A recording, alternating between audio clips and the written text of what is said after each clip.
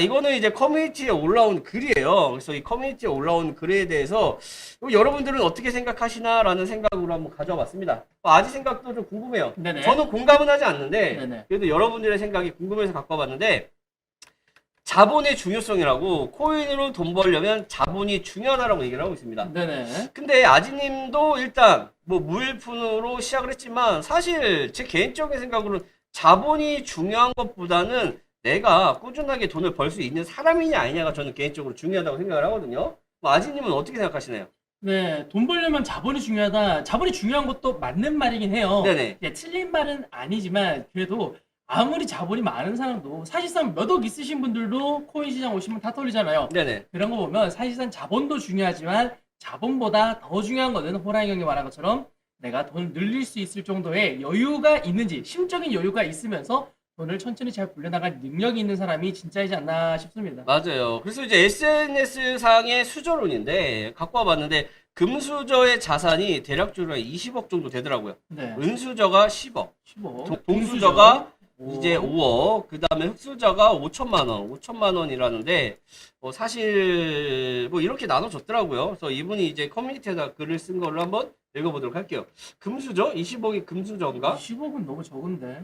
금수저라고 생각은 안 되는데, 아무튼 SNS상에서 금수저론 이렇게 잡혔다라고 얘기를 하네요. 어쨌든 저도 이제 흑수저에서 금수저로 올라왔는데, 어떤 글을 썼는지 한번 보도록 할게요. 보시면, 서울대 경영학과를 나온 흑수저가 1, 2억 모았다고 대출 깨서 함부로 사업을 크게 벌일 수 있을까? 쉽게 못한다. 그죠, 그죠. 라는 내용이고 그 다음에 애초에 1, 2억 벌지도 못할지도 모른다라는 내용인데 반면 부모 자산 수십억, 수백억 넘는 고졸이 1, 2억 모았으면 대출 깨서 함부로 사업 크게 벌일 수 있을까? 비교적 쉽게 할 수 있다. 그러니까 집안에 돈이 많으면 사업을 쉽게 할 수 있고 집안에 돈이 없으면 사업을 쉽게 할 수 없다. 뭐 이런 내용이고 그 다음에 자본주의 세상에서 자본이라는 거는 힘이고 영혼의 목숨이다. 아주 중요하다. 이거는 맞죠. 자본주의 사회에서 힘이고 영혼이고 목숨 맞습니다. 아주 중요한 건 맞아요. 근데 여기서 저는 조금 안타까운 게 뭐냐면, 일단은 이 글을 쓴 사람은 흑수저일 가능성이 높다. 왜요, 왜요? 에? 왜 벌써 이분은 흑수저인 게 판명이 됐어요? 딱 봐도 이제 흑수저가 쓴 글 아닙니까? 그래서 서울대 경영학과 나온 사람들이 1, 2억을 모아서 대출 껴서 함부로 사업을 크게 벌일 수 있을까라고 얘기하는데 사실 조금 제 입장에서는 사업을 크게 벌이려면요 1, 2억이 중요한 게 아니거든요. 아이템이 중요하거든요. 그래서 아이템과 인맥. 그쵸. 아이템과 인맥이 중요한데, 그거를 좀 잘 모르고 계시는 것 같다라는 생각이 조금 들고, 그 다음 보면은, 전재산 1,000만 원인 사람과 10억인 사람이 물탈 자금과 존버력이 엄청나게 차이가 난다고 하는데, 일단, 흑수저도 물타기는 하면 안 되죠? 그럼 물 타면 이미 흑수저네. 네네. 물을 왜 타고 있노? 안 되는 거고요. 어찌됐든, 존버력이 엄청난 차이가 난다라고 하십니다. 그리고, 뭐, 자본이 적으면 확률이 떨어진다라고 얘기하시고, 또, 흑수저 부모 밑에서 아르바이트 구하기 힘들다. 왜? 흑동네니까. 근데 사실 차 타고 10분만 나가면은 부자 동네로 다 이동 가능합니다. 그죠, 그죠? 그리고 뭐 한 달에 70, 80만 원 겨우 벌어서 1년 동안 학자금 생활비하고 남은 돈 100만 원이 있는 대학생이 있다고 치자. 그리고 부모 자산이 20억 이상의 학자금 대출 지원받고 월 용돈 150만 원에 알바까지 해서 200만 원 이상 쓸 수 있는 대학생이 있다고 치자. 두 학생이 100만 원이 어떤 코인에 물렸으면 누가 정신적으로 고통이 클까? 라고 얘기를 하고 계시는데 일단 비교가 잘못됐습니다.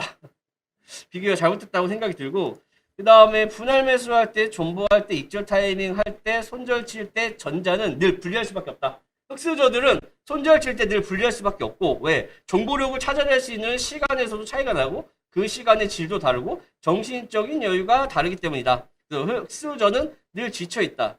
자, 결론은 시드가 적어도 충분히 불릴 수는 있지만 무의식에서 잠재된 믿는 구석, 비빌 언덕이 중요하다. 또한 최소한의 안정적이고 주기적인 큰 소득이 있어야 한다라고 얘기를 하고 있고 흑수저는 여윳돈을 모으고 안정적인 수입원을 만들어 놓기 전에는 소액으로 재미 삼아서만 해라. 초등학생들도 알만한 내용이니까 토달지 말라고 얘기하는데 초등학생들이 알만한 내용은 사실 아니라고 저는 생각이 들고 본인의 입장을 좀 적어놓은 것 같습니다. 그러니까 자기 이야기인 것 같아요. 네네. 왜냐하면 너무 패배주의잖아. 맞아요. 이미 저 내용에서 이미 본인이 패배주의에 갇혀가지고 맞아요. 나는 내가 돈이 없는 이유는 뭐 때문이야. 내가 공부 못하고 내가 뭐 하고 하는 시간 없는 이유는 뭐 때문이야 하면서 다른 걸로 전부 다 이유를 돌리시는 것 같아요.